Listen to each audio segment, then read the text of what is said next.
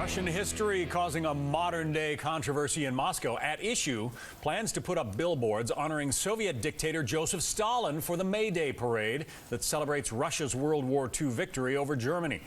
The billboards have not been finalized, but can you imagine seeing something like this in modern Moscow? Dana Lewis is covering the story from us. He's streaming live from Moscow. Dana?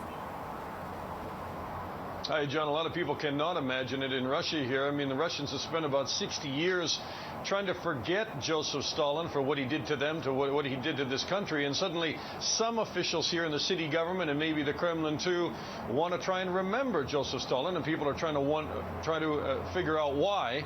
The leader of the Soviet Union for 30 years until his death in 1953 is said by historians to be responsible for some 20 million deaths, most of them his own citizens. Paranoid, vicious, he jailed hundreds of thousands in gulags or work camps. People were spirited away in the middle of the night and murdered in Communist Party purges that went on for years. Suddenly he's making a comeback image-wise.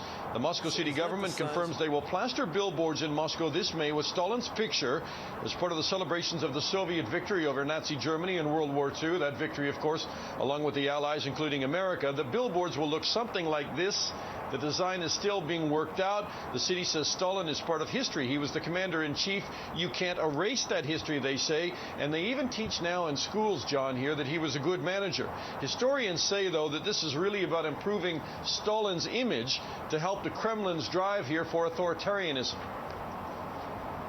Stalin is certainly a kind of justification for the growth of authoritarianism, of authoritarian rule here in the country.